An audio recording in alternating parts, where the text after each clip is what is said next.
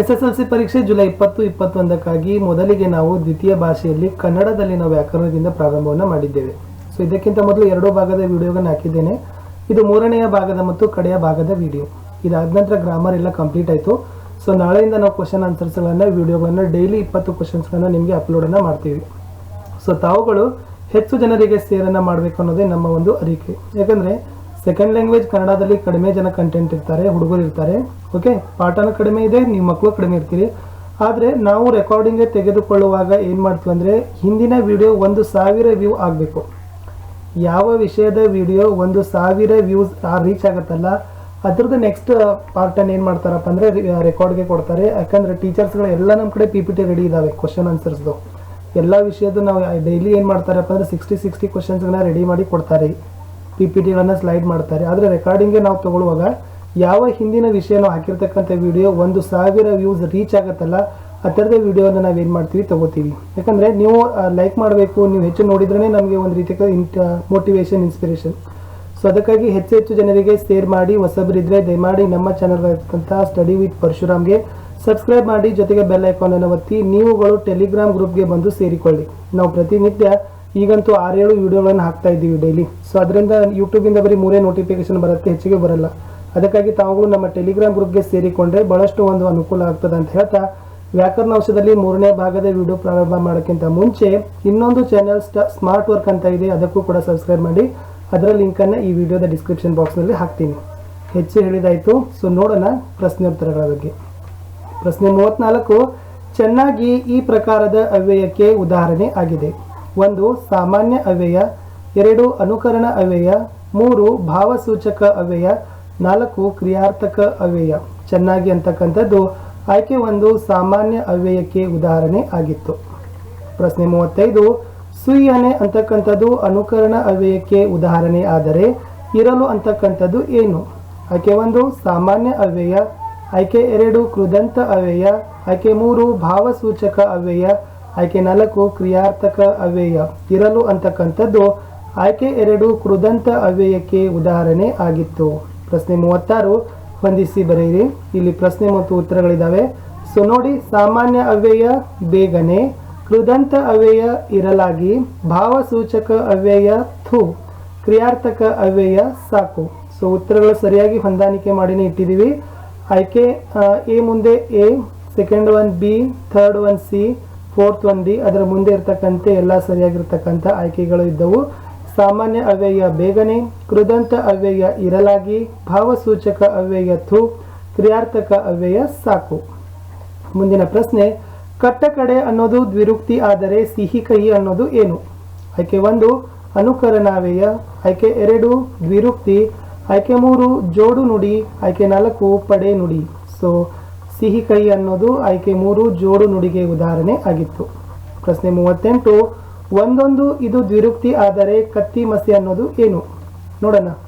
1 ಅನುಕರಣಾವ್ಯಯ, 2 ದ್ವಿರುಕ್ತಿ, 3 ಜೋಡು ನುಡಿ, 4 ಪಡೆ ನುಡಿ. ಕತ್ತಿ ಮಸೆ ಅಂತಕ್ಕಂಥದ್ದು ಪಡೆ ನುಡಿಗೆ ಉದಾಹರಣೆಯಾಗಿದೆ. ಆಯ್ಕೆ 4 ಸರಿ ಉತ್ತರ.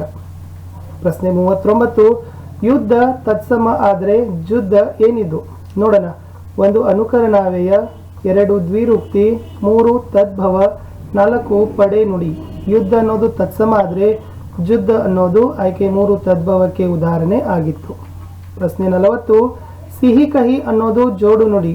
ನಾಯಿ ಜನ್ಮ ಅನ್ನೋದು ಆಯ್ಕೆ 1 ಅನುಕರಣಾವ್ಯಯ, ಆಯ್ಕೆ 2 ದ್ವಿರುಕ್ತಿ, ಆಯ್ಕೆ 3 ತದ್ಭವ, ಆಯ್ಕೆ 4 ಪಡೆ ನುಡಿ. ಸೊ ನಾಯಿ ಜನ್ಮ ಅಂತಕ್ಕಂಥದ್ದು ಆಯ್ಕೆ 4 ಪಡೆ ನುಡಿಗೆ ಉದಾಹರಣೆ ಆಗಿತ್ತು. ಪ್ರಶ್ನೆ 41, ಮಾಡು ಇದು ಮೂಲ ಧಾತು ಇದೆ, ಕನ್ನಡಿಸು ಅನ್ನೋದು ಏನು? ಆಯ್ಕೆ 1 ಸಾಧಿತ ಧಾತು, ಆಯ್ಕೆ 2 ಸಕರ್ಮಕ ಧಾತು, ಆಯ್ಕೆ 3 ಅಕರ್ಮಕ ಧಾತು, ಆಯ್ಕೆ 4 ಯಾವುದೂ ಅಲ್ಲ. ಕನ್ನಡಿಸು ಅಂತಕ್ಕಂಥದ್ದು ಸಾಧಿತ ಧಾತುವಿಗೆ ಉದಾಹರಣೆ ಆಗಿದೆ. 42, ಕತ್ತರಿಸು ಈ ಪ್ರಕಾರದ ಕ್ರಿಯಾಪದ ಆಗಿದೆ. ಆಯ್ಕೆ 1 ಸಾಧಿತ ಧಾತು, ಆಯ್ಕೆ 2 ಸಕರ್ಮಕ ಧಾತು, ಆಯ್ಕೆ 3 ಅಕರ್ಮಕ ಧಾತು, ಆಯ್ಕೆ 4 ಯಾವುದೂ ಅಲ್ಲ. ಕತ್ತರಿಸು ಅಂತಕ್ಕಂಥದ್ದು ಸಕರ್ಮಕ ಧಾತುವಿಗೆ ಉದಾಹರಣೆ ಆಗಿದೆ. ಆಯ್ಕೆ 2 ಸರಿ ಇತ್ತು. ಮುಂದಿನ ಪ್ರಶ್ನೆ 43, ನಾಚು ಈ ಪ್ರಕಾರದ ಕ್ರಿಯಾಪದಕ್ಕೆ ಉದಾಹರಣೆ ಆಗಿದೆ. ಆಯ್ಕೆ 1 ಸಾಧಿತ ಧಾತು, ಆಯ್ಕೆ 2 ಸಕರ್ಮಕ ಧಾತು. ಆಯ್ಕೆ 3 ಅಕರ್ಮಕ ಧಾತು. ಆಯ್ಕೆ 4 ಯಾವುದು ಅಲ್ಲ. ಸೊ ನಾಚು ಅಂತಕ್ಕಂಥದ್ದು ಅಕರ್ಮಕ ಧಾತುವಿಗೆ ಉದಾಹರಣೆ ಆಗಿದೆ. 44 ಅಕ್ಷರಗಣದಲ್ಲಿ ಎಷ್ಟು ಅಕ್ಷರಗಳಿಗೆ ಘನ ವಿಂಗಡಣೆಯನ್ನ ಮಾಡ್ತಾರೆ? ಆಯ್ಕೆ 1 3, ಆಯ್ಕೆ 2 4, ಆಯ್ಕೆ 3 5, ಆಯ್ಕೆ 4 ಯಾವುದು ಅಲ್ಲ. ಅಕ್ಷರಗಣದಲ್ಲಿ ಒಟ್ಟು 3 ಅಕ್ಷರಗಳಂತೆ ಏನ್ ಮಾಡ್ತಾರಪ್ಪ ಅಂದ್ರೆ ಘನ ವಿಂಗಡಣೆಯನ್ನ ಮಾಡ್ತಾರೆ. 45 ಷಟ್ಪದಿ ಎಷ್ಟು ಸಾಲುಗಳ ಪದ್ಯವನ್ನು ಹೊಂದಿದೆ? ಆಯ್ಕೆ 1 3, ಆಯ್ಕೆ 2 4, ಆಯ್ಕೆ 3 5, ಆಯ್ಕೆ 4 6. ಷಟ್ಪದಿ ಇದು 6 ಸಾಲುಗಳ ಪದ್ಯವನ್ನು ಹೊಂದಿದೆ. ಆಯ್ಕೆ 4 ಸರಿ ಉತ್ತರ ಇತ್ತು. ಪ್ರಶ್ನೆ 46 ಭಾಮಿನಿ ಷಟ್ಪದಿಯಲ್ಲಿ 1 2 4 ಮತ್ತು 5ನೇ ಸಾಲುಗಳ ಘನಗಳ ಒಂದು ಮಾತ್ರೆಗಳ ವಿಂಗಡಣೆ ಹೇಗಿರ್ತದ? 1 2 4 ಮತ್ತು 5 ನೋಡೋಣ. 3 4 4 4 5 5 6 5. ಭಾಮಿನಿ ಷಟ್ಪದಿಯ 1 2 ಮತ್ತು 4 5ನೆಯ ಪಾದದಲ್ಲಿ ಸಾಲಿನಲ್ಲಿ ಅದರ ಮಾತ್ರೆಗಳ ವಿಂಗಡಣೆ 3 4 3 4ರಂತೆ ಇರ್ತದೆ. ವಿದ್ಯಾರ್ಥಿಗಳೇ, ಮುಂದಿನ ಪ್ರಶ್ನೆಗೆ ಹೋಗೋಣ. ಪ್ರಶ್ನೆ ಸಂಖ್ಯೆ 47 ಒಂದು ಮತ್ತೊಂದರಂತೆ ಇದೆ ಎಂದು ಹೋಲಿಸಿ ವರ್ಣಿಸುವುದು ಯಾವ ಅಲಂಕಾರ? ಒಂದು ಮತ್ತೊಂದರಂತೆ ಇದೆ ಅಂತ ಹೋಲಿಕೆ ಮಾಡಿ ವರ್ಣನೆ ಮಾಡುವುದು ಯಾವ ಅಲಂಕಾರ ಅಂತ ಕೇಳಿದ್ದಾರೆ. ಆಯ್ಕೆ 1 ಉಪಮಾಲಂಕಾರ. ಆಯ್ಕೆ 2 ರೂಪಕಾಲಂಕಾರ. ಆಯ್ಕೆ 3 ದೃಷ್ಟಾಂತಾಲಂಕಾರ. ಆಯ್ಕೆ 4 ಅರ್ಥಾಂತರನ್ಯಾಸ ಅಲಂಕಾರ. ನೋಡಿ, ಒಂದು ಮತ್ತೊಂದರಂತೆ ಇದೆ ಅಂತ ಹೋಲಿಕೆ ಮಾಡಿ ವರ್ಣಿಸೋದನ್ನು ಏನಂತ ಕರೀತಾರೆ? ಆಯ್ಕೆ 1 ಉಪಮಾಲಂಕಾರಕ್ಕೆ ಉದಾಹರಣೆ ಅಥವಾ ಉಪಮಾಲಂಕಾರದ ವ್ಯಾಖ್ಯೆ ಅಂತ ಹೇಳ್ತಾರೆ. ಮುಂದಿನ ಪ್ರಶ್ನೆ, ಮಗುವಿನ ಮುಖ ಚಂದ್ರನಂತೆ ಮನೋಹರವಾಗಿದೆ ಯಾವ ಅಲಂಕಾರಕ್ಕೆ ಉದಾಹರಣೆ ಆಗಿದೆ? ಮಗುವಿನ ಮುಖ ಚಂದ್ರನಂತೆ ಮನೋಹರವಾಗಿದೆ. ಆಯ್ಕೆ 1 ಉಪಮಾಲಂಕಾರ. ಆಯ್ಕೆ 2 ರೂಪಕಾಲಂಕಾರ. ಆಯ್ಕೆ 3 ದೃಷ್ಟಾಂತಾಲಂಕಾರ. ಆಯ್ಕೆ 4 ಅರ್ಥಾಂತರನ್ಯಾಸ ಅಲಂಕಾರ. ಸೊ ಮಗುವಿನ ಮುಖ ಚಂದ್ರನಂತೆ ಮನೋಹರವಾಗಿದೆ ಅಂತಕ್ಕಂಥ ವಾಕ್ಯ ಅದು ಉಪಮಾಲಂಕಾರಕ್ಕೆ ಉದಾಹರಣೆ ಆಗಿದೆ. ಮುಂದಿನ ಪ್ರಶ್ನೆ, ಸೀತೆಯ ಮುಖ ಕಮಲ ಅರಳಿತು ಯಾವ ಅಲಂಕಾರಕ್ಕೆ ಉದಾಹರಣೆ ಆಗಿದೆ? ಸೀತೆಯ ಮುಖ ಕಮಲ ಅರಳಿತು ಯಾವ ಅಲಂಕಾರಕ್ಕೆ ಉದಾಹರಣೆ ಅಂತ ಕೇಳಿದ್ದಾರೆ. ಆಯ್ಕೆ 1 ಉಪಮಾಲಂಕಾರ. ಆಯ್ಕೆ 2 ರೂಪಕಾಲಂಕಾರ. ಆಯ್ಕೆ 3 ದೃಷ್ಟಾಂತ ಅಲಂಕಾರ. ಆಯ್ಕೆ 4 ಅರ್ಥಾಂತರನ್ಯಾಸ ಅಲಂಕಾರ. ಅದು ಇತ್ತು ರೂಪಕಾಲಂಕಾರಕ್ಕೆ ಉದಾಹರಣೆಯಾಗಿತ್ತು ಸೀತೆಯ ಮುಖ ಕಮಲ ಅರಳಿತು. ಮುಂದಿನ ಪ್ರಶ್ನೆ, ವ್ಯಂಜನಾಕ್ಷರದ ಹಿಂದಿನ ಅಕ್ಷರ ಏನಾಗಿರ್ತದ? ನಾವು ಲಘು ಗುರು ಹಾಕುವಾಗ ಸೊ ವ್ಯಂಜನಾಕ್ಷರದ ಹಿಂದಿನ ಅಕ್ಷರಕ್ಕೆ ಏನು ಹಾಕಬೇಕು? ಆಯ್ಕೆ 1 ಲಘು. ಆಯ್ಕೆ 2 ಗುರು. ಆಯ್ಕೆ 3 ಲಘು ಗುರು. ಆಯ್ಕೆ 4 ಗುರು ಲಘು.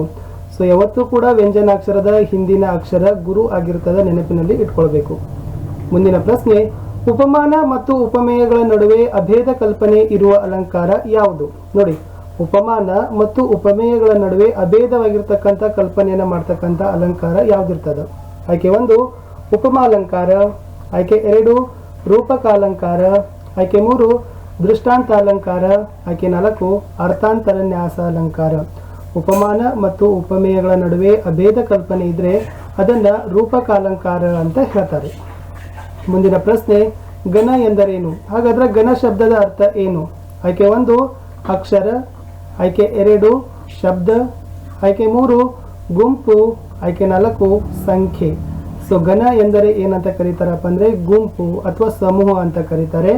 ಆಯ್ಕೆ 3 ಸರಿ ಉತ್ತರ ಇತ್ತು. ಮುಂದಿನ ಪ್ರಶ್ನೆ, ಪದ್ಯಗಳನ್ನ ಓದುವಾಗ ಅರ್ಥಕ್ಕನುಸಾರ ಅನುಸರಿಸುವ ನಿಲುಗಡೆಗೆ ಏನಂತ ಕರೀತಾರೆ? ನೋಡಿ, ನಾವು ಪದ್ಯಗಳನ್ನ ಓದ್ತೀವಿ, ಆದ್ರೆ ಓದುವಾಗ ಅರ್ಥಕ್ಕನುಸಾರವಾಗಿ ಅಲ್ಲಲ್ಲಿ ನಾವು ನಿಲುಗಡೆಯನ್ನು ಹೊಂದಬೇಕಾಗ್ತದೆ.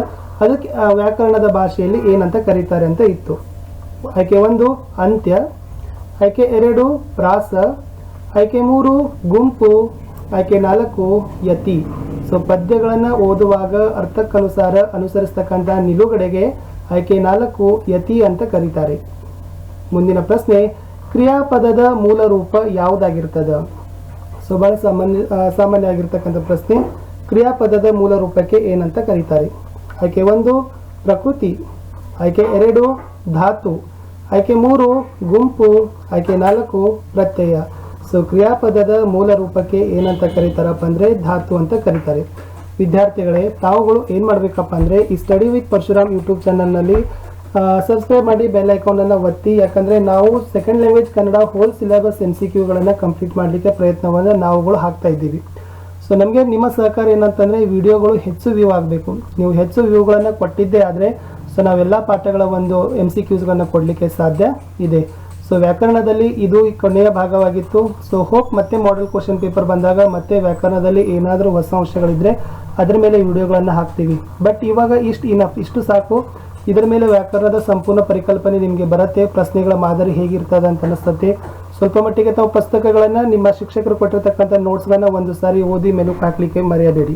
ಓಕೆ, ಸೊ ಇದು ಇತ್ತು ವಿದ್ಯಾರ್ಥಿಗಳೇ. ಸೊ ವ್ಯಾಕರಣದಲ್ಲಿ ನಾವುಗಳು 3ನೇ ಭಾಗ ಹಾಗೂ ದ್ವಿತೀಯ ಭಾಷೆ ಕನ್ನಡದಲ್ಲಿ ಇವತ್ತು ಕಂಪ್ಲೀಟ್ ಮಾಡಿಬಿಟ್ಟಿವಿ. ನಾಳೆಯಿಂದ ಸೊ ನಾವು ಮೊದಲ ಪಾಠದ ಮಲ್ಟಿಪಲ್ ಚಾಯ್ಸ್ ಕ್ವಶನ್ ಸೀರೀಸ್ಗಳನ್ನ ತಗೋತೀವಿ.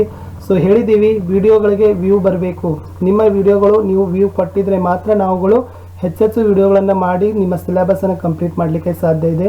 ಕಡಿಮೆ ವ್ಯೂಗಳು ಬಂತಂದರೆ ಮಾಡೋಕ್ಕೆ ಸಾಧ್ಯ ಆಗೋದಿಲ್ಲ. ಯಾವ ವಿಷಯದಲ್ಲಿ ಹೆಚ್ಚು ವ್ಯೂ ಬರ್ತವೆ ನಾವು ಅದನ್ನೇ ಏನು ಮಾಡ್ತೀವಿ, ಹೆಚ್ಚಷ್ಟು ಫೋಕಸ್ ಮಾಡ್ತೀವಿ ಅಂತ ಹೇಳ್ತಾ, ಸೊ ಕಡಿಮೆ ದಿನ ಇದೆ, ಚೆನ್ನಾಗಿ ಓದಿ. ನಿಮ್ಮ ಓದಿನಲ್ಲಿ ನಾವುಗಳ ಸಹಕಾರ ಇದ್ದೀವಿ.